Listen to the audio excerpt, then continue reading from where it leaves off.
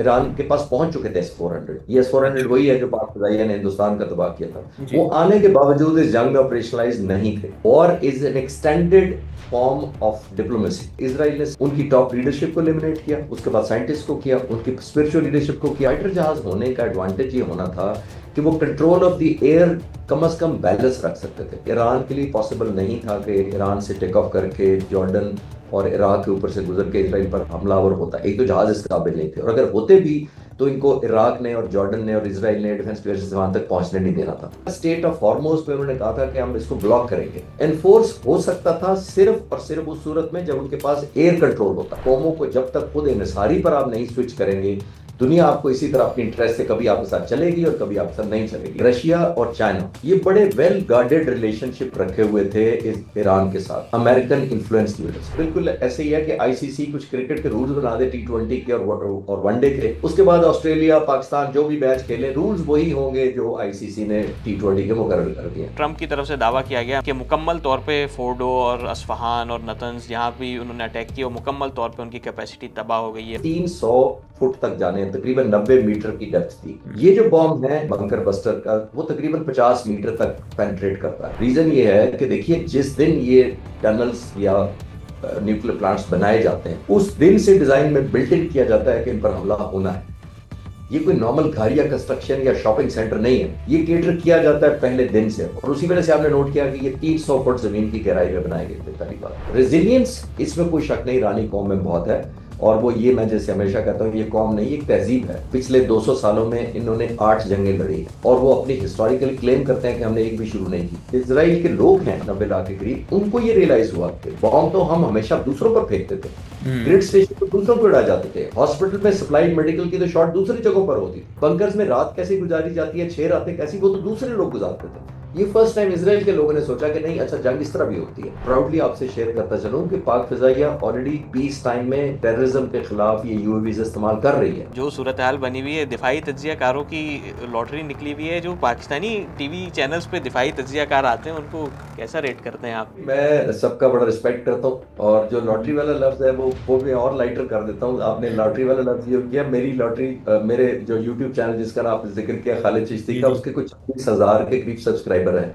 अच्छा। और मेरा चैनल मोनेटाइज नहीं हुआ, इसलिए मेरी लॉटरी तो नहीं निकली। अस्सलाम वालेकुम एंड वेलकम टू रफ्तार। दुनिया में कुछ सूरत हाल ऐसी हो गई है कि पहले हम अपने स्टूडियो में बार बार माशी तज्जियाकारों को बुलाते थे कि माशी तौर पे क्या डेवलपमेंट्स हो रही हैं, सियासी तज्जियाकारों को बुलाते थे। लेकिन पिछले कुछ अरसे से जंगी सूरत हाल पूरी दुनिया में ऐसी हो रही है कि हम देख रहे हैं कि पहले पाकिस्तान इंडिया का कॉन्फ्लिक्ट हुआ, उससे पहले यूक्रेन में मसला चल रहा था, और फिर रिसेंटली ईरान इसराइल का कॉन्फ्लिक्ट भी हमारे सामने हुआ, और गज़ा का मसला तो चल ही रहा है। तो ऐसा कुछ माहौल बन गया है कि बार बार दिफाई तज्जियाकारों की और जंगी सूरत हाल पर बात करनी पड़ती है। इट्स क्वाइट अनफॉर्चुनेट, लेकिन बहरहाल ये हकीकत है। आज से कुछ एक आध महीने पहले हमने अपने इस स्टूडियो में एयर कमांडर खालिद चिश्ती साहब से बात की थी पाकिस्तान इंडिया की वॉर के मुतालिक। बड़ी पसंद की गई आप लोग की तरफ से उनकी गुफ्तगू। इनका अपना यूट्यूब चैनल भी है। आज फिर हमने उनको जहमत दी है जो रिसेंटली डेवलपमेंट्स हुई ईरान इसराइल वॉर में, और उसके अलावा हमसे भी बात करेंगे कि वॉरफेयर का मुस्तकबिल क्या है, क्योंकि हमने देखा काफ़ी चेंजेस आ रही हैं। फुट सोल्जर्स जो है अब हमें नज़र ही नहीं आते हैं। जितनी जंग हो रही है वो मिसाइल्स के ज़रिए, एयरफोर्स के ज़रिए, एयर डिफेंस सिस्टम, इन सारी चीज़ों की अहमियत बढ़ गई है। तो इन तमाम मौजूआत पे बात करेंगे। हमारे साथ मौजूद हैं खालिद चिश्ती साहब। बहुत शुक्रिया सर हमें वक्त देने का। बहुत शुक्रिया उसामा, इनविटेशन का और अच्छे अल्फाज इस्तेमाल करने का। Thank you. Thank you sir. अच्छा सर, मुझे बताइएगा कि दुनिया में क्या हो रहा है? बहुत फ्रीक्वेंट हो गई हैं वॉर्स, ये वर्ल्ड ऑर्डर चेंज हो रहा है, ये हम यूनिपोलर से बाइपोलर वर्ल्ड पे वापस जा रहे हैं। ये आसपास इतने ज़्यादा कॉन्फ्लिक्ट्स और इतने ज़्यादा जंगी सूरत हाल, क्या वजह है? क्या हम वो वापस वो चीज़ देख रहे हैं जो अक्सर हम कहते हैं कि पीस वो टाइम होता है जिसमें कौमें वॉर की प्रिपरेशन करती हैं? तो क्या वाकई इसको सच साबित हो गया कि पिछले कुछ अरसे में बस जंग की तैयारी थी और अचानक से ऐसा लगा कि लावा फूट गया, हर जगह जंगें हो रही हैं?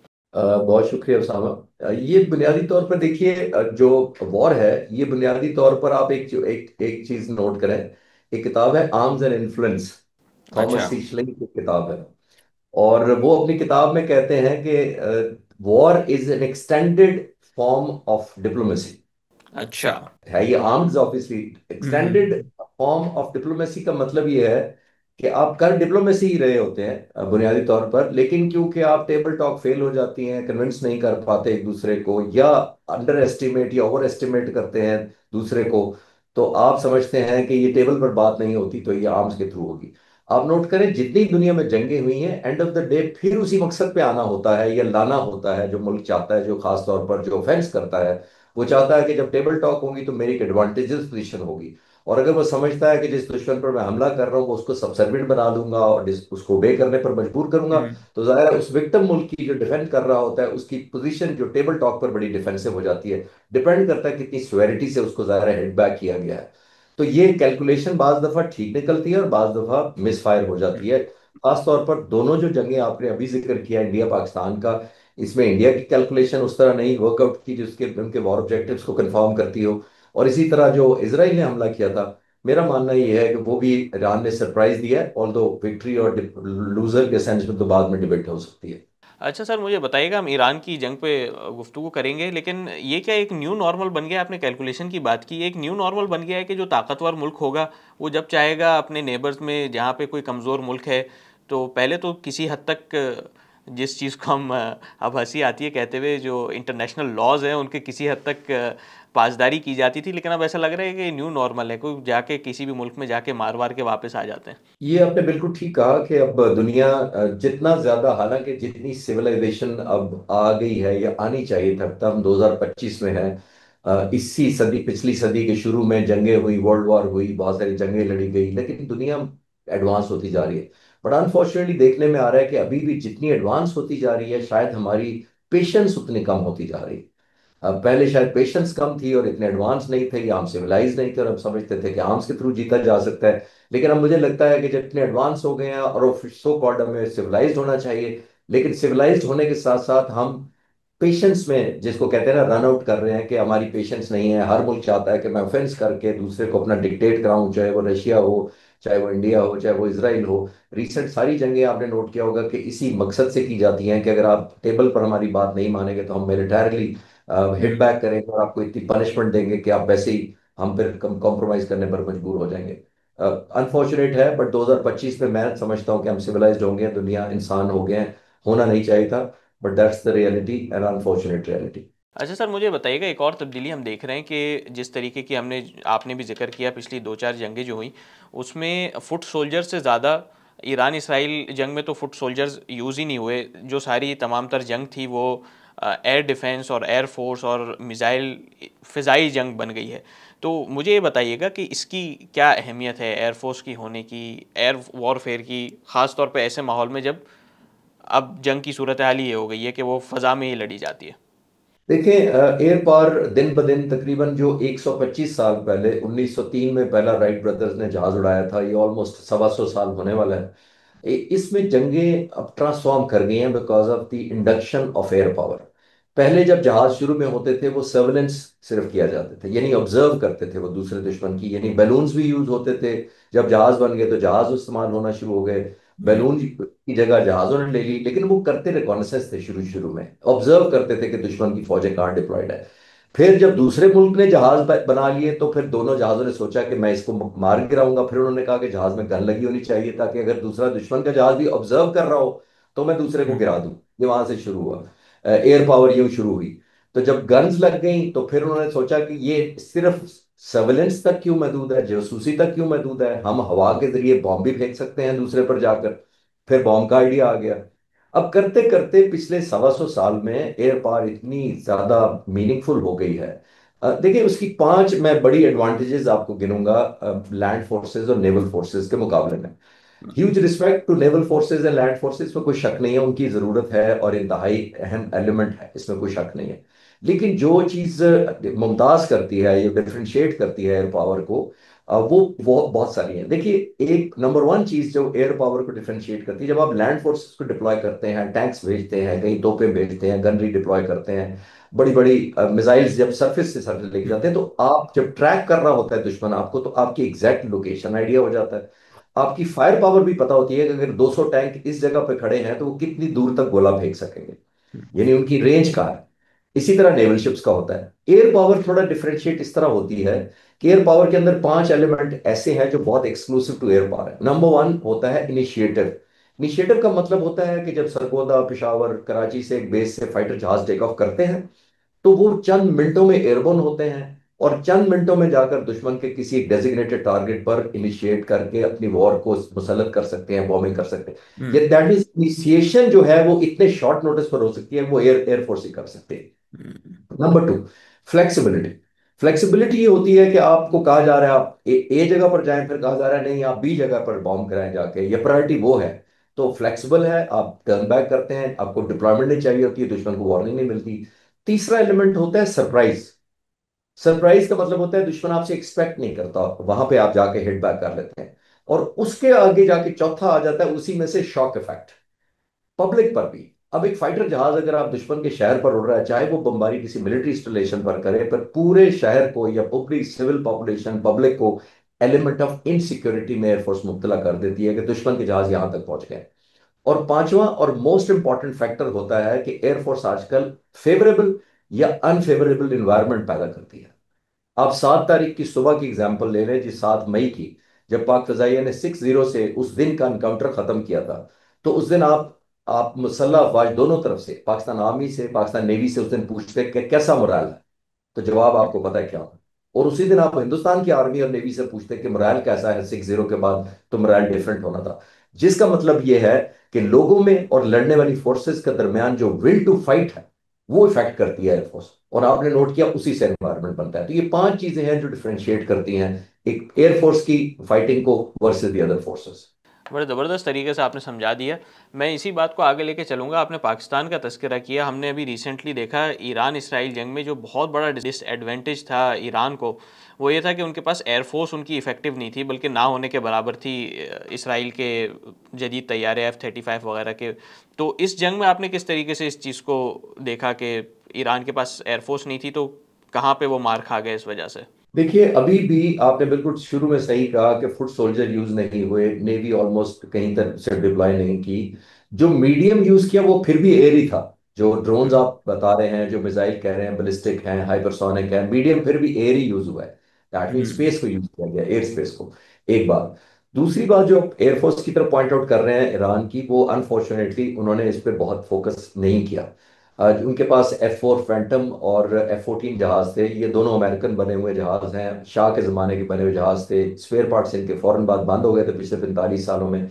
ये बड़ी मुश्किल से उनको एयरवर्दी रखे हुए थे, वो भी चंद जहाज रह गए उनके पास, और वो भी तबरेज एयरबेस पर जो उनका हमला हुआ था ये रिपोर्टेडली उसी बेस पर मौजूद थे। और चांसेस ये हैं कि शायद इन जहाज़ों को भी हिट किया गया था उसी दिन, अच्छा। ताकि ये एयरफोर्स उनकी बिल्कुल न्यूट्रलाइज कर दी जाए।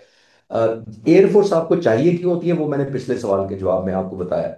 लेकिन एयर पावर इस जंग में ईरान के लिए कितने इंपॉर्टेंट थी, वो 2 एलिमेंट से इंपॉर्टेंट थी। देखिए मैं मानता हूं कि ईरान के लिए पॉसिबल नहीं था कि ईरान से टेक ऑफ करके जॉर्डन और इराक के ऊपर से गुजर के इसराइल पर हमलावर होता। एक तो जहाज इस काबिल नहीं थे, और अगर होते भी तो इनको इराक ने और जॉर्डन ने और इसराइल ने डिफेंस की वजह से वहां तक पहुंचने नहीं देना था, क्योंकि वो जाहिर है उनकी अलाइनमेंट या एफिलिएशन दूसरी तरफ थी। एक बात। अगर ये ऑफेंस के लिए नहीं थे फाइटर, तो डिफेंस के लिए तो ईरान को डेफिनेटली लेने चाहिए थे। हम्म। और डिफेंस के लिए क्यों लेने चाहिए थे, आपने नोट किया होगा कि इसराइल ने सबसे पहले उनकी टॉप लीडरशिप को एलिमिनेट किया, उसके बाद साइंटिस्ट को किया, उनकी स्पिरिचुअल लीडरशिप को किया। ये हिट बैक करने के बाद उनका एयर डिफेंस नेटवर्क हिट हुआ, और वो भी ईरान की सरहद के अंदर से ड्रोन चलाकर। जब ये सारा कुछ खत्म हो गया तो उनके पास फाइटर जहाज भी नहीं थे। फाइटर जहाज होने का एडवांटेज ये होना था कि वो कंट्रोल ऑफ द एयर कम से कम बैलेंस रख सकते थे। इसराइल ने क्या किया, उन्होंने complete control of Irani air space हासिल कर लिया था, जिसमें समझते हैं वो जब मर्जी अपनी फ्री विल पे आए और जब मर्जी चले जाएं, खासतौर पे आपका ग्राउंड एयर डिफेंस भी जब नॉकआउट कर दिया जाए। जो मोस्ट इंपॉर्टेंट इनको फाइटर जहाज चाहिए थे मेरे नजर में, एक ये डिफेंस के लिए चाहिए थे कि जब कोई अटैक करना है आप शूटिंग करें, आप डिस्ट्रॉय करें, ताकि उनको डिटरेंस और खौफ पैदा हो, उनका लॉस हो। और दूसरा आपने नोट किया होगा स्टेट ऑफ हॉर्मोज में उन्होंने कहा था कि हम इसको ब्लॉक करेंगे। जी। उनकी पार्लियामेंट ने पास भी कर दिया था ये रेजोल्यूशन या ऑर्डर, लेकिन उन्होंने फिजिकल नहीं इंप्लीमेंट किया। और मेरा उसको भी मानना, डे वन पे जब बिल पास किया था तो मैं समझता था कि नहीं कर सकेंगे। क्यों? देखिए कहना और होता है, एनफोर्स करना और होता है। एनफोर्स हो सकता था सिर्फ और सिर्फ उस सूरत में जब उनके पास एयर कंट्रोल होता। जमीन से आप अच्छा। शिप्स भेज सकते थे हॉर्मोस में, आप वॉरशिप्स भेज देते, वो खड़े हो जाते जाकर। व्हाट अबाउट अगर इसराइल आकर उन पर हमलावर होता और उनकी वॉरशिप्स को डबो देता या टारगेट करता? तो अगर वो डबो देता तो उनके पास तो एयर पावर नहीं थी डिफेंड करने। आपने कंट्रोल ऑफ द एयर लेना होता है। मैं आपको क्विकली आपके व्यूअर्स को याद कराता चलूं कि इराक के ऊपर अमेरिका ने और एलाइड फोर्सेस ने नो फ्लाई जोन डिक्लेयर किया था, आपको याद होगा। सही या गलत की बात नहीं कर रहा। उन्होंने कहा था no body flies, either the birds fly or we fly. ये होता है कंट्रोल ऑफ द एयर। और जब आपके पास कंट्रोल होता है तो फिर आप अपनी मर्जी का एनवायरमेंट जमीन पर पैदा कर सकते हैं और आप उन वेसल्स को प्रोटेक्ट कर सकते हैं। या जाहिर अगर आप अनफेवरेबल है तो फिर आपको हमला कोई भी दुश्मन आकर कर सकता है। तो इनको एयरफोर्स चाहिए थी। मेरा ख्याल है आपने न्यूज पढ़ी होगी कि अब वो चाइना से J-10C लेना चाह रहे हैं, जो वही जो पाक फिजाइया के पास है। जी। अगर कोई डट करते हैं तो मेरा ख्याल है ये लॉन्ग ड्यू था पहले से और करना चाहिए था।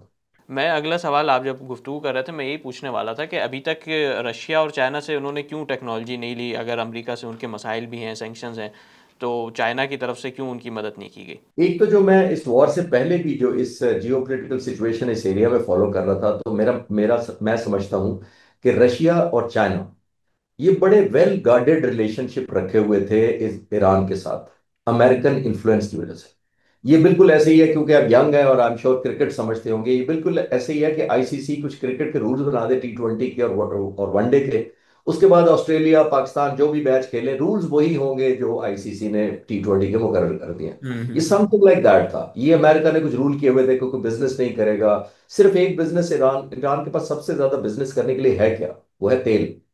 और हम्म। जो तेल है वो चाइना खरीद रहा था 20% डिस्काउंट पर। और 20% डिस्काउंट का मतलब है सिर्फ चाइना ही शायद खरीद सकता था, और किसी मुल्क में तो हिम्मत ही नहीं है नेबरिंग कंट्री या दूसरे मुल्कों में, क्योंकि अमेरिका नहीं चाहता कि वो करे।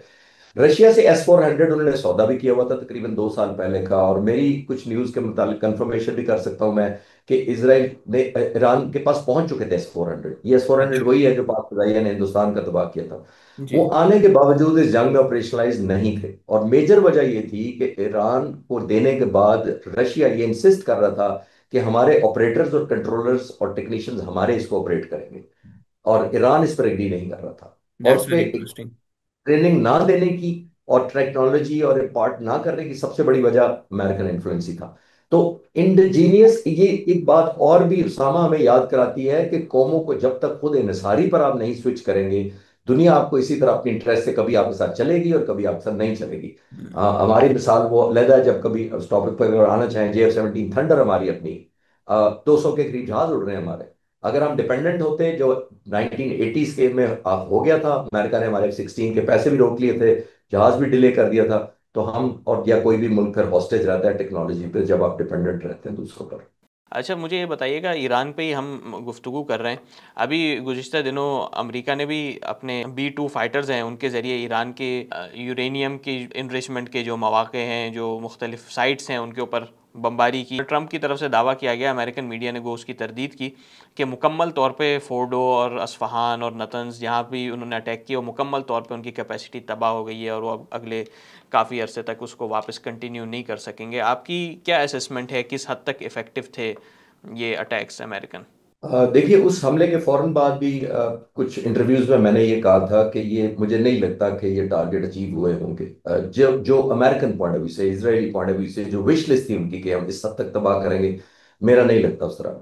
और रीजन ये है कि देखिए, जिस दिन ये टनल्स या न्यूक्लियर प्लांट्स बनाए जाते हैं, उस दिन से डिजाइन में बिल्ट इन किया जाता है कि इन पर हमला होना है।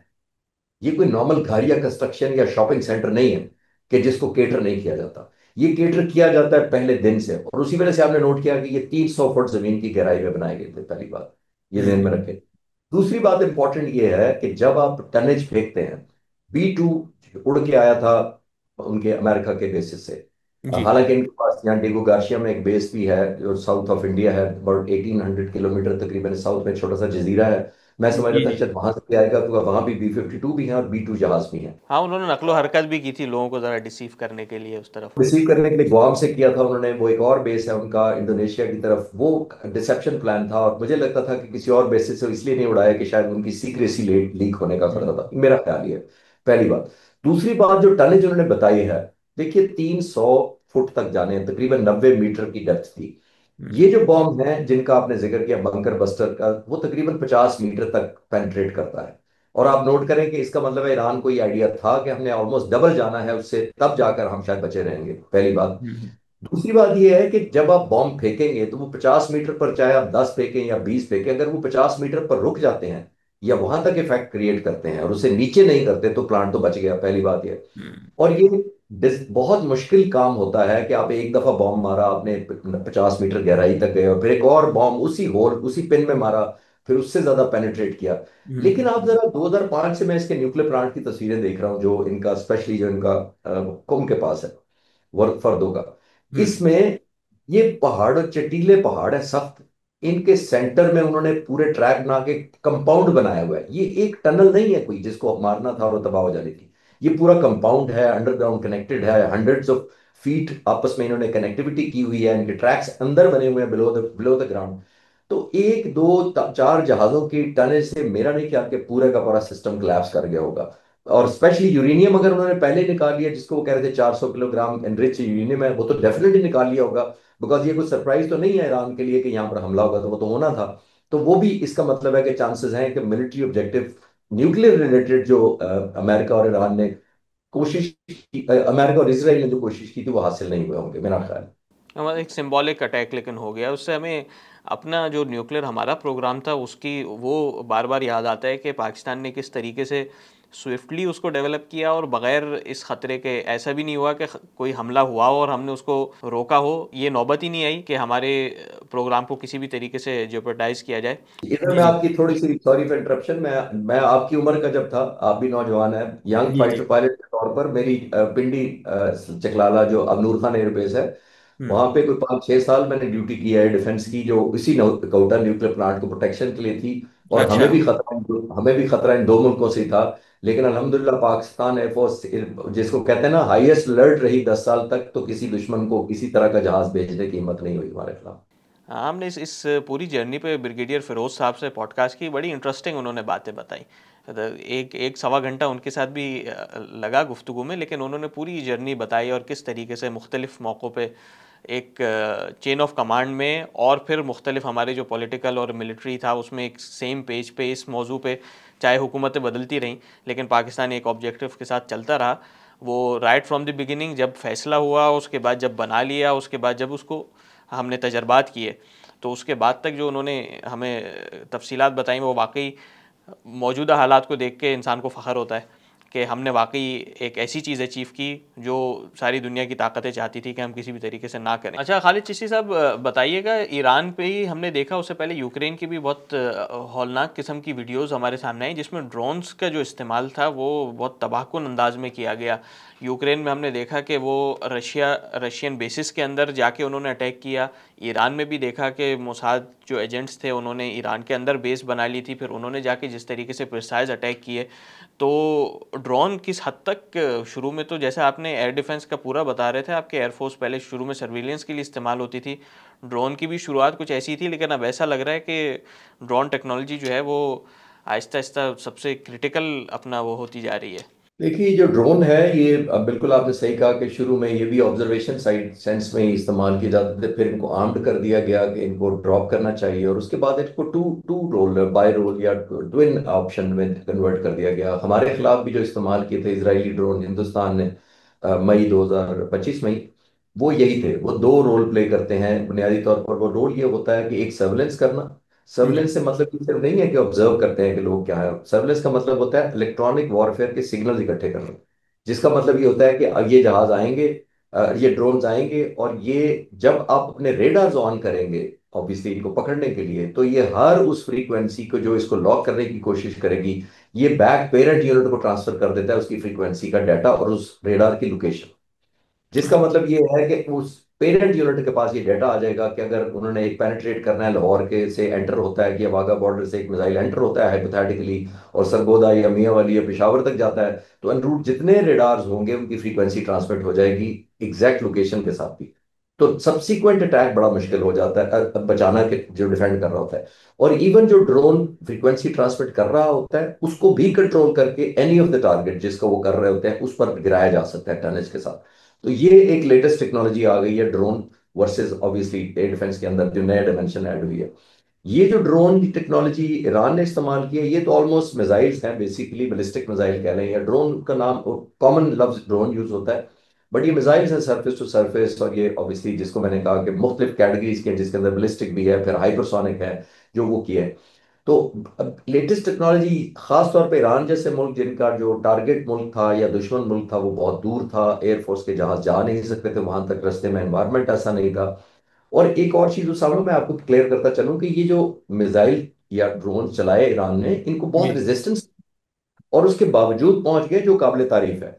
जब ये ईरान से फायर होते थे तो पर्शियन गल्फ में खड़े हुए वॉरशिप जो अमेरिका के थे वो इंटरसेप्ट कर सकते थे इनको, वो करते थे। वहां से फिर ये जॉर्डन से जब और इराक के एयर स्पेस से गुजरते हैं तो लोकल जो एयर डिफेंस है वो फेवर कर रहा था अमेरिकन को, वो इंटरसेप्ट करते थे। और हम्म। दूसरा, जब जॉर्डन के करीब पहुंचे थे तो रेड सी से इंटरसेप्शन होती थी वॉरशिप्स की, अमेरिकन वॉरशिप्स की। और जब ये ईरान से लॉन्च करने के बाद, यहां से गुजरने के बाद इसराइल की एयर स्पेस में एंटर होने वाले होते थे, तो ईस्टर्न मेडिटेरियन पर वॉरशिप्स खड़े किए हुए थे इसराइल के बॉर्डर, ये समंदर जो लगता है इसराइल को, वहां से भी इंटरसेप्ट किया जाता था। ये तीन इंटरसेप्शन शिप से होती थी, दो जमीन से इराक और जॉर्डन की तरफ से होती थी।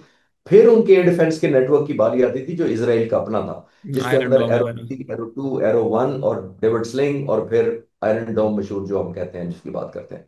एक चीज, एक रेडार सिस्टम का एक और आमतौर पर जिक्र नहीं होता, क्योंकि वो इनका अपना नहीं था। वो 2019 में एक एक्सरसाइज के सिलसिले में अमेरिका ने डिप्लॉय किया था, वो अमेरिकन एयर डिफेंस सिस्टम था, उसका नाम है थार्ड, THAAD। वो हम्म। है terminal high altitude aerial defence, ये थार्ड बनता है। तो ये भी वहां जो मौजूद था, क्योंकि 2019 में आया था और बाद में इसराइल को पसंद आया था और अमेरिका से रिक्वेस्ट की कि ये भी हमारे मुल्क में छोड़ दें, तो वो भी शामिल था। तो इतनी लेयर्स के बावजूद ये पहुंच जाते थे। दैट शोज के आने वाली जंगों में इसका बहुत बड़ा रोल होगा, खास तौर पर अगर जहाज वहां तक ना पहुंच सके। और आयरन डोम को पेनिट्रेट करना तो और ज्यादा एक मिथ भी ब्रेक हुई है जो हम्म। Israel obviously. एक और चीज जो डायमेंशन में जरूर मेंशन करना चाहूंगा कि ये देखिए, ईरान की रकबा जो है वो 70 गुना बड़ा है इसराइल के निस्बत। दैट मीन्स कि ईरान के लिए छोटे रकबे पर अपने से 70 गुना छोटे मुल्क पर हिट करना रिलेटिवली आसान था। सिर्फ 90 लाख लोगों की आबादी है, इतना छोटा सा मुल्क है, और अगर 70 गुना छोटा है तो पाकिस्तान से अप्रोक्सीमेट 40 टाइम्स छोटा है। हम्म। और अगर आपके व्यूअर नौजवान और हिसाब लगाना चाहें कि अच्छा फिर भी नहीं अंदाजा हो रहा, KPK का चौथा हिस्सा है। अच्छा।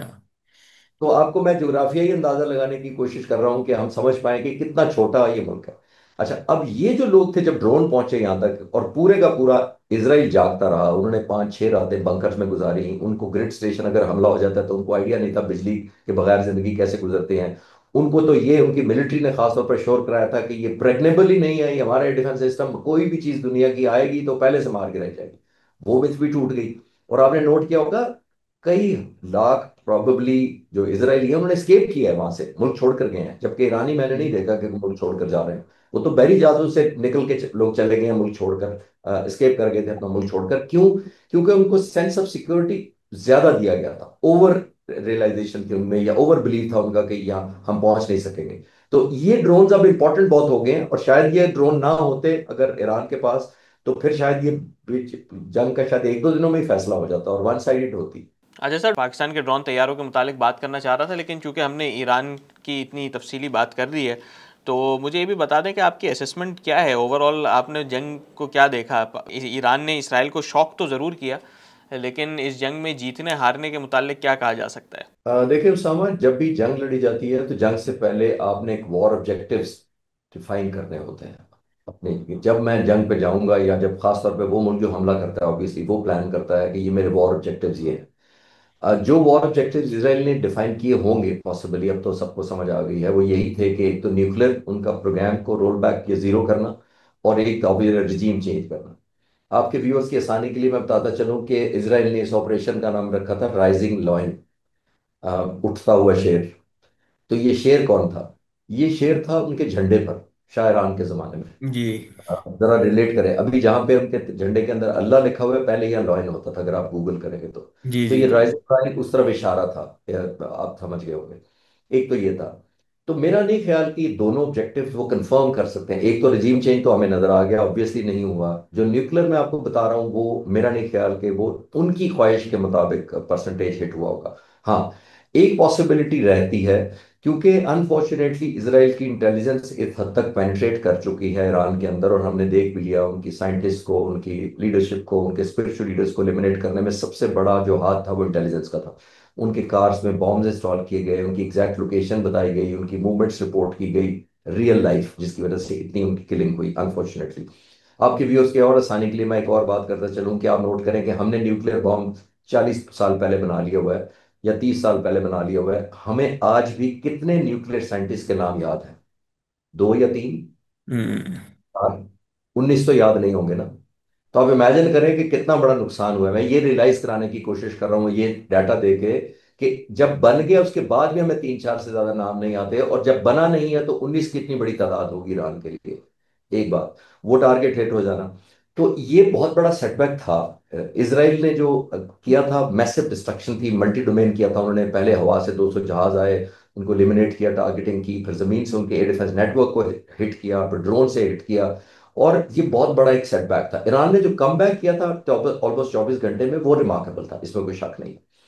जहां तक मिलिट्री ऑब्जेक्टिव्स का है, मेरा नहीं ख्याल कि इसराइल कह सकता है कि उसने मिलिट्री ऑब्जेक्टिव अचीव कर। कहने की हद तक डिफरेंट होती है, और मुझे लगता है सबसे बड़ी वजह एंटर होने की अमेरिका के यही थी कि इसराइल को लगा कि वो जो ऑब्जेक्टिव मैंने, टेक होम क्या है इसमें, अमेरिका जब तक शामिल नहीं होगा। देखिए, जब आप जंग शुरू करते हैं तो आप कहते हैं न्यूक्लियर मैंने तबाह करना है, और चौथे हम्म। दिन जंग के बाद कहते हैं कि हमारे पास तो कैपेबिलिटी नहीं है ये न्यूट्रलाइज करने की। तो देखिए फिर वॉर ऑब्जेक्टिव्स कैसे हुआ आपका? वो तो फिर डे वन से या तो आपकी अंडरस्टैंडिंग थी अमेरिका के साथ, आप चौथे छठे दिन एंटर होंगे, या फिर आपने सोचा कि अंडरस्टैंडिंग तो नहीं थी लेकिन अब होना एक कंपल्शन है, बिकॉज हम तो नहीं तबाह कर पाएंगे। तो हमें इस पॉइंट ऑफ व्यू से देखना चाहिए कि ये क्या था। रेजिलियंस, इसमें कोई शक नहीं, ईरानी कौम में बहुत है। और वो, ये मैं जैसे हमेशा कहता हूँ, ये कौम नहीं, एक तहजीब है 5,000 साल पुरानी। पिछले 200 सालों में इन्होंने 8 जंगें लड़ी हैं, और वो अपनी हिस्टोरिकल क्लेम करते हैं कि हमने एक भी शुरू नहीं की, ये इनिशिएशन हमने नहीं की, ऑफेंस हमने नहीं किया था। तो रेजिलियंस में तो कोई डाउट नहीं है उनके। लेकिन सिर्फ रेजिलियंस भी उसामा काम नहीं करती। देखिए, आपने बैक करना होता है by military hardware, the capacity to build. आपने हार्डवेयर एम्प्लॉयमेंट करनी होती है, टाइम पे आपने इंडक्शन करनी होती है मिलिट्री हार्डवेयर की।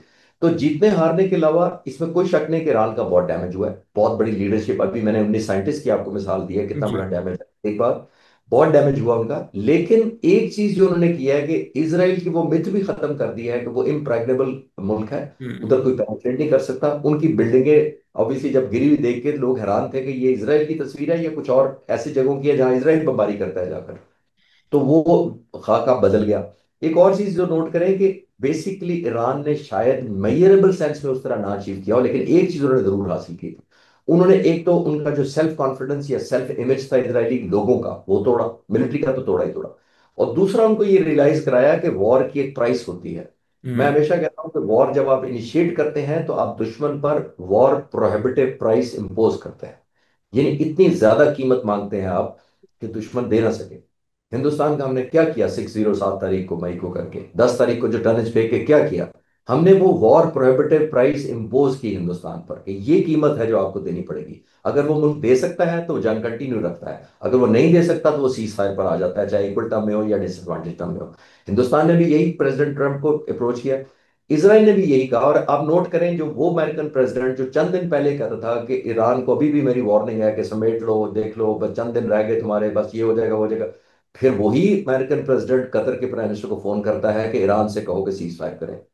ये है जो ऑब्जेक्टिव मैं जो कर रहा हूं कि वो मिथ टूटी। जिसको कहा जाता था कि ये तो वन साइडेड होना है, जब होगा तो बस ये ऑब्जेक्टिव अचीव हो जाएंगे। वो एक कॉन्फिडेंस शेक जरूर किया है और सेल्फ इमेज जरूर हिट किया है ईरान ने, टेंजिबल सेंस में आई एम नॉट सेइंग। लेकिन ये लोगों को, जो ईरान इसराइल के लोग हैं, अब 90 लोग जिनका मैंने कहा है, 90 लाख के करीब, उनको ये रियलाइज हुआ कि बॉम्ब तो हम हमेशा दूसरों पर फेंकते थे, हम्म। ग्रिड स्टेशन पर दूसरों को उड़ा जाते थे, हॉस्पिटल में सप्लाई मेडिकल की तो शॉट दूसरी जगहों पर होती थी, बंकर्स में रात कैसे गुजारी जाती है, 6 रातें कैसी, वो तो दूसरे लोग गुजारते थे। ये फर्स्ट टाइम इसराइल के लोगों ने सोचा कि नहीं, अच्छा जंग इस तरह भी होती है। तो मेरा ख्याल है ईरान को ये बहुत बड़ा क्रेडिट जाता है। ऑल्सो सर, आपने जो बात की, आपने जिक्र किया कि जियोपॉलिटिकल जो सूरत हाल है और दूसरी जो चेंजेस आ रही हैं, मेरे ख्याल से आप इस पर तबसरा कीजिएगा। जो हालिया वाक़यात हैं उसमें मुख्तलिफ़ ममालिक को, ईरान हो गया, पाकिस्तान हो गया, उनको रीजनल जो हमारे अलाइंसेस हैं उसकी अहमियत भी यकीनन आई होगी कि हमारे जो सतही किस्म के मुल्कों के आपस के अख्तिलाफ़ात होते हैं उनको हमें ओवरकम करके जो एग्रेसर होता है उसके ख़िलाफ़ ज़्यादा हमारी तवज्जो होनी चाहिए कि वो कहीं इन इख्तिलाफ़ात का फ़ायदा ना उठा ले। मेरे ख़्याल से ईरान ने भी इसको रियलाइज़ किया होगा। मेरा ख्याल है ईरान को बहुत रियलाइज हो गया होगा, बिकॉज ईरान को रियलाइज होगा कि पीस टाइम उसने किस तरह के दोस्त रखे और जिन पर ट्रस्ट किया, खासतौर पर इंडिया की मैं बात कर रहा हूँ। जी। सबसे ज्यादा स्पाइंग में जो फैसिलिटेशन की है इसराइल की, वो अब डाटा आना शुरू हो गया है, बहुत सारे हैं, उसका शायद हमें टाइम नहीं होगा, मेरे पास काफी लिस्ट है। वो सबसे ज्यादा इंडिया ने हेल्प की कोलेबोरेशन करके। तो आई एम श्योर ईरानी दोस्तों को रियलाइजेशन होगी कि ये सिर्फ हम कुलभूषण यादव को नहीं वो प्रोटेस्ट कर रहे थे, उनके हम्म। अपने अंदर भी ये कैंसर फैल चुका था इंटेलिजेंस नेटवर्क का। उनको सबसे पहले, मेरा ख्याल है इससे पहले कि बाहर की तरफ देखें, किसी मिलिट्री हार्डवेयर को खरीदें, को फाइटर जहाज खरीदें, उनको अपने अंदर स्क्रीन और फिल्टर करना पड़ेगा अपने मुल्क को पूरे को, कि कौन लोग हैं जो हमारे अंदर घुसे हुए हैं। मैं आपको नौजवान क्योंकि लोग हैं आप सब लोग, तो आपको एक हिस्ट्री से बताता हूँ, और वो भी आपके जमाने की हिस्ट्री है, बहुत ज्यादा पुरानी नहीं है। जी। ईरानियन प्रेसिडेंट अहमद नेजाद 2005 से लेकर 2013 तक, आज से तकरीबन 20 साल पहले वो सदर बने थे, और 8 साल तक तकरीबन रहे थे, 2013 तक वो प्रेसिडेंट रहे ईरान के। बहुत सादा शख्स थे, और उन्होंने एक दफा CNN ईरान को इंटरव्यू देते हुए कहा बाद में अपनी हुकूमत के, कि एक दफा मुझे रिपोर्ट हुआ कि हमारा इंटेलिजेंस नेटवर्क कॉम्प्रोमाइज हो चुका है, हमारी बहुत सारे जो पेनिट्रेशन हो चुकी है इसराइली इंटेलिजेंस की, और मोसाद बड़े अपनी जड़ें गाड़ चुकी है। तो मैंने, उन्होंने एज ए प्रेसिडेंट कहा कि मैंने एक काउंटर फोर्स बनाई ईरानी, जो मोसाद को काउंटर करेगी, यानी उनके फुटप्रिंट्स को पकड़ेगी, उनको काउंटर करेगी। और कहते हैं कुछ अरसे बाद मुझे पता चला कि जो उस फोर्स का हेड है, जो ईरानी फोर्स का हेड है, वो भी मोसाद एजेंट है। तो अब आप रियलाइज कर रहे होंगे कि किस, ये अब मैं 2005 से 2013 की बातें कर रहा हूँ, 25 की बातें नहीं कर रहा। तो उस हम्म। वक्त से ईरान को ऑन गार्ड होना चाहिए था। बहुत अरसा होता है, 15-20 साल एक कौम की जिंदगी में, कि उसको पहले पेनिट्रेट करके फिल्टर करके कोमिंग करें, और ये उस वक्त नहीं किया, तो आज इनको जरूर करना चाहिए। तो सही बात। कोलेबोरेशन की बात जो आप कर रहे थे, उसका जवाब रह गया कि देखिए, कोलेबोरेशन होती है आपके नेशनल इंटरेस्ट के साथ, आपकी एलिमेंट ऑफ इनसिक्योरिटी के साथ, और आपकी डिपेंडेंसी जो दूसरे मुल्कों, बड़े मुल्कों, सुपर पावर्स पर है। आपकी कोलेबोरेशन दिल भी आपका कर सकता है, आपकी सोवरेनिटी इजाजत भी देती है आपके जरूर करें, आपका नेशनल इंटरेस्ट भी बिल्कुल सपोर्ट करता है कि आप करें। लेकिन मेरी अगर किसी एक पर्टिकुलर मुल्क की डिपेंडेंसी किसी सुपर पावर पर ज्यादा है, तो फिर जब वो मुझे ऐसे वॉर्न या करेगा या क्वेश्चन करेगा कि नॉट दिस वे, तो मेरी अपनी मजबूरियां होंगी कि मैं उस तरफ पे नहीं जाऊंगा। ईरान से तेल क्यों नहीं कोई खरीद सका आज तक, चाइना के अलावा? सिर्फ इसी वजह से, बिकॉज मैंने जैसे कहा कि एक बड़ी सुपर पावर की अगर इंटरेस्ट आपके खिलाफ है, तो आप नहीं सौदा करेंगे उससे, चाहे जितना मर्जी सस्ता दे दें वो आपको। आपकी नेशनल इंटरेस्ट कहती है कि वो तेल खरीदे, कोलैबोरेशन करें, लेकिन हम्म। आपके इन्फ्लुएंस किस तरह है सुपर पावर्स का, कि फिर वो आपको करने नहीं देते। ये आइडियल है जो आप कह रहे हैं, ये विशलिस्ट हो सकती है, अल्लाह करे डुएबल भी हो जाए। अच्छा सर, आखिर में हम ड्रोन के मुतालिक बात कर रहे थे, उसके बाद हमने लंबा डिटोर ले लिया। पाकिस्तानी ड्रोन के मुतालिक बताइएगा, पाकिस्तान में ड्रोन टेक्नोलॉजी हमारी उस पर क्या काम हो रहा है? तुर्की के साथ हमारी कोलैबोरेशन है, उनके साथ मिलके हम बना रहे हैं, हमारा इंडिजिनस सिस्टम क्या है? क्या इस हवाले से क्या डेवलपमेंट हो रही है? देखिए, पाक फिजाइया जब से बनी है, हमारी सबसे ज्यादा फोकस, जो दुनिया के साथ, हम इंडिया के साथ न्यूमेरिकल सुपरियॉरिटी पे हम काम नहीं कर सकते, नंबर ऑफ कभी मैच नहीं कर सकते। पहली बात, हमारा जज्बा ईमान, बिकॉज हम हक पर होते हैं इसलिए हम लड़ना चाहते हैं। हम राइट हैं, तो जंग जस्टिफाइड समझते हैं। देखिए, जंग जब भी आप करेंगे, मैं उससे ड्रोन से पहले आने के बाद आप कहता हूँ कि हम क्यों, अब हमारी मोटिवेशन बेहतर होती है, कि मैं हमेशा कहता हूँ कि जंग के लिए the cause has to be justified. If your cause is justified, your war will be justified, and if your war will be justified, your arm forces performance will be justified. अब आप रिलेट करें हिंदुस्तान और पाकिस्तान के, हिंदुस्तान की क्या cause justified थी, हिंदुस्तान की क्या वॉर जस्टिफाइड थी, और आया हिंदुस्तान की जो आर्म फोर्स की परफॉर्मेंस जस्टिफाइड थी? एंड जवाब आपको खुद ही मिल जाएगा। पाकिस्तान की कॉज जस्टिफाइड थी क्योंकि हम सॉवरेनिटी और डिफेंस के लिए लड़ रहे थे, हमारी वॉर भी जस्टिफाइड थी। इसी वजह से मुसल्लह अफवाज की, और खासतौर पर एयरफोर्स की जो परफॉर्मेंस का आप जिक्र कर रहे हैं, वो भी अल्हम्दुलिल्लाह जस्टिफाइड थी। एक बात। दूसरी बात जो आप बात कर रहे हैं कि ड्रोन्स की, सबसे इंपॉर्टेंट ये होता है जंग के अंदर, जैसे आपने कहा कि हमारे क्या ड्रोन है, हमने शुरू से, जब से एयर मार्शल नूर खान, जो एयर मार्शल असगर खान जो पहले एयर चीफ थे मुसलमान, और फिर एयर मार्शल नूर खान से लेकर आज तक तमाम सरबराहान पाक फिजाई के जो रहे और लीडरशिप रही, उन सबको क्रेडिट जाता है। उन्होंने एक ईमान तो है ही हमारा अल्लाह ताला की तरफ से बिल्ड है, और हमारी कॉज भी जस्टिफाइड है। नंबर 2, उन्होंने हमेशा बेटर ट्रेनिंग पर जोर दिया, और नंबर 3, उन्होंने बेटर टेक्नोलॉजी पर जोर दिया। हम इंडिया से कहीं आगे हैं ड्रोन्स में, और आमतौर पे जो लफ्ज ड्रोन होता है, वो जरूरी नहीं कि ड्रोन के सेंस में हो, हम उसको UAV कहते हैं, अनमैन्ड एरियल व्हीकल्स। आप जल बख्शी की वीडियोस उठाकर देखें, जंग से पहले इंडिया की, वो इतना डांट रहे, बुरा भला अपनी एयरफोर्स को कह रहे थे कि ये सोए रहे हैं, ये पाकिस्तान एयरफोर्स कहाँ से रातों रात अपने मिसाइल टेक्नोलॉजी को लेकर, ड्रोन टेक्नोलॉजी को लेकर चली गई है, और हमने बिल्कुल कुछ भी नहीं किया है। तो अल्हम्दुलिल्लाह हमने तुर्की के साथ भी मिलकर हमने शापर 1, शापर 2, और खासतौर पर अभी जो लेटेस्ट इकिंची हमारा जो अनमैन्ड एरियल व्हीकल है, वो बहुत देर तक उड़ सकता है, बड़ी दूर तक लॉइटरिंग कर सकता है, फाइटर जहाज की तरह वेपन्स उठा सकता है।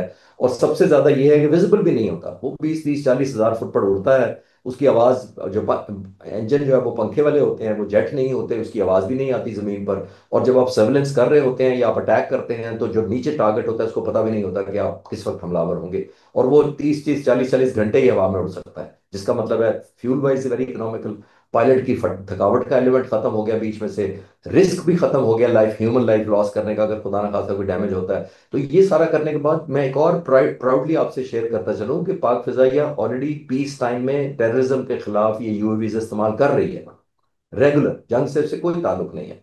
और वो कई कई मीलों में बॉर्डर के इर्द गिर्द, खासतौर पर वेस्ट में केपी के और बलूचिस्तान में फुली एक्टिव है, और बहुत ज्यादा एम्प्लॉय कर रहे हैं हम ऑलरेडी उसको। और इसकी टेक्नोलॉजी को हम और ज्यादा अल्हम्दुलिल्लाह आने वाले वक्तों में लीथल कर रहे हैं, क्योंकि हमें एहसास है कि हम सिर्फ जहाजों के नंबर पर नहीं, हमें इस तरह की एक ऐसी फोर्स भी चाहिए जिसमें ह्यूमन एलिमेंट ग्राउंड पर तो हो, लेकिन हवा में ह्यूमन एलिमेंट भी कम हो, इंड्योरेंस भी ज्यादा हो, रिस्क भी ना हो, दुश्मन को वार्निंग भी ना हो, और लीथल तो हो ही हो, बॉम्ब गिरा सके। आपने बड़ी अच्छी गुफ्तगू की इस पे। ज़ाहिर है कि जब दहशतगर्दी के ख़िलाफ़ इस्तेमाल हो रहा हो तो उसमें एक अहम ये भी होता है कि क्योंकि पाकिस्तान के अंदर ही वो हो रहा है, तो उसमें सिविलियन कैजुअलिटीज़ की कुछ दिनों पहले रिपोर्ट आई थी, तो वो भी यकीनन वो होता है कि सिविलियन कैजुअलिटीज़ ना हो। आखिर में हमारी ड्रोन और इस सारे चीज़ों से मुताल्लिक बात हो गई, ज़रा लाइटर नोट पे उसको ख़त्म करेंगे। आजकल जो सूरत हाल बनी हुई है, दिफाई तज्ज़ियाकारों की लॉटरी निकली हुई है। जो पाकिस्तानी टीवी चैनल्स पे दिफाई तज्ज़ियाकार आते हैं उनको कैसा रेट करते हैं आप? मैं आपसे ज़रा लेवरेज लेके बात कर रहा हूँ, आपके अंदर एक फ़ौजी डिसिप्लिन वाली संजीदगी है, उसके बावजूद मैं चाहूँगा ज़रा लाइटर नोट पे आप इसको वो कह रहे हैं कि किस हद तक आप देखते हैं कि अच्छा तज्जिया हो रहा होता है या सतही गुफ्तगू हो रही होती है आम तौर पे? देखिए, मैं सबका बड़ा रिस्पेक्ट करता हूँ, और जो लॉटरी हम्म। वाला लफ्ज है वो मैं और लाइटर कर देता हूँ। आपने लॉटरी वाला लफ्ज यूज किया, मेरी लॉटरी, मेरे जो यूट्यूब चैनल जिसका आपने जिक्र किया, खालिद चिश्ती जी का, जी। उसके कुछ 20 हजार के करीब सब्सक्राइबर हैं। अच्छा। और मेरा चैनल मोनेटाइज नहीं हुआ, इसलिए मेरी लॉटरी तो नहीं निकली हुई। वो उसके बगैर मैं काम कर रहा हूँ, मैं करता हूँ अपने पैशन में। वो उस हम्म जो यूट्यूब से पैसे अगर मुझे आ रहे होते तो वो मेरे लिए अल्लाह ने क्योंकि मेरी मुताजी नहीं की उन पैसों पे, तो मैं उसके बावजूद कर रहा हूँ। पहली तो ये मैंने लॉटरी वाला लफ्ज मैंने कहा और लाइटर हम्म कर दे। और दूसरा, जहां तक तजिया लगा रहे हैं, देखिए हर एक जो डिफेंस एनालिस्ट होता है वो अपना रिच एक्सपीरियंस लेकर आता है।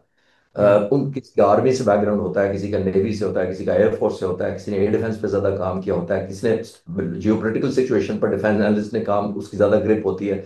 तो एवरीबडी ब्रिंग्स अ वैल्यू, इसमें कोई शक नहीं है। तो मैं बिल्कुल ये नहीं कहूंगा कि ये नंबर 1 वो नंबर 2, ये हम्म अच्छे हैं वो नहीं अच्छे हैं। ये डिपेंड करता है कि आपके टॉपिक की क्या रेलेवेंस है। हम्म अगर आपने टॉपिक पे एयर वॉरफेयर करना है, I am sure navy justified नहीं है करेगी, और अगर नेवल वॉरफेयर या सबमरीन्स की बातें करेंगे तो I will be the most unfit person. तो हमें ये देखना है कि रेलेवेंस कितनी है, अगर व्यूअर्स को रेलेवेंट लगे। सबसे इंपॉर्टेंट क्राइटेरिया ये है कि व्यूअर्स उससे कनेक्ट करें। मेरा मानना ये है कि अगर मैं कुछ अपनी हम्बल कंट्रीब्यूशन, जो मेरे एयरफोर्स में 35 साल गुजारे, उस फ्लाइंग के एक्सपीरियंस की वजह से, उस पढ़ने की वजह से, मैं अभी भी लम्स में पढ़ाता हूँ। तो अगर मेरी कंटिन्यूस जो पढ़ाई, रिटायरमेंट के बाद में 14 साल से जो मैं कंटिन्यूस पढ़ता रहता हूँ, अभी भी पढ़ता हूँ, मैं रात को 2, 3 घंटे ना पढूं तो मैं सो नहीं सकता। तो वो कंटिन्यूस मैं अपना एक, अपने आप के लिए पढ़ता हूँ, किसी चैनल के लिए नहीं पढ़ता। जंग तो अब लगी है 2 महीने पहले, तो मुझे तो नहीं पता था कि ये जो मैं जो भी पढ़ाई कर रहा हूँ वो किसी ना किसी स्टेज पे शायद मैं कंट्रीब्यूट कर सकूं। तो basically everybody adds value to it. और मैं भी जैसे कर रहा हूँ, मैं भी एज इस मुल्क पर, अपना मुल्क का जो मेरे पे कर्ज है आजादी तौर पर, मैं फाइटर हम्म पायलट बना, मुझे हुकूमत पाकिस्तान ने मेडल दिए, मुझे 3 हजार घंटे हर रोज मुझे जहाज दिया जाता था, करोड़ों अरबों रुपए के जहाज दिए जाते थे, जो जाकर मैं सेफ लैंड करने का ट्रस्ट ट्रस्ट किया जाता था। तो मैं तो वो कर्ज उतार रहा हूँ, आपने पूछा इसलिए मैंने बता दिया कि मेरा पैशन क्या है। और अगर मेरी हम्बल कंट्रीब्यूशन से आपके व्यूअर्स कनेक्ट करते हैं, थोड़ी सी बेहतर इन्फॉर्मेशन पाते हैं, चीज़ों को डॉट को बेहतर कनेक्ट कर पाते हैं, तो I would say I have done my bit of work. नहीं, बिल्कुल, बिल्कुल ऐसा ही है। पिछली दफ़ा भी जब हमारी गुफ्तगू हुई थी, तो मैं तो उस वक़्त बिल्कुल, मेरा पहला दूसरा इंटरव्यू था, तो लोगों ने मेरी मुख्तलिफ़ चीज़ों पे कि मैं पॉज़ कैसे ले रहा हूँ, मुख्तलिफ़ चीज़ों पे काफ़ी तनकीद की, लेकिन आपके मुताल्लिक़ सबने कहा कि बड़ी आसानी से चीज़ें समझ आ गईं। तो बिल्कुल ऐसा ही है। और आपने बड़ी खूबसूरत बात की कि जो एयर डिफेंस वाले हैं वो एयर वॉरफेयर पे बात करते हैं, नेवल वाले उस पे बात करते हैं। तो इससे ये बात भी again on a lighter note समझ में आ जाती है कि डोमेस्टिक पॉलिटिक्स पे किसी दिफाई तज्ज़ियाकार को राय ज़नी नहीं करनी चाहिए, क्योंकि वो उनका वो नहीं है, टॉपिक नहीं है। और मेरे ख़्याल से जितने भी प्रोफेशनल हैं वो वैसे ही इज्तनाब करते हैं इस बात पे बात करने से। बहुत शुक्रिया आपका, आपके वक्त का। बड़ी अच्छी दिलचस्प गुफ्तगू रही, और इंशाल्लाह फिर वापस भी आपसे बात होगी। Thank you so much for inviting.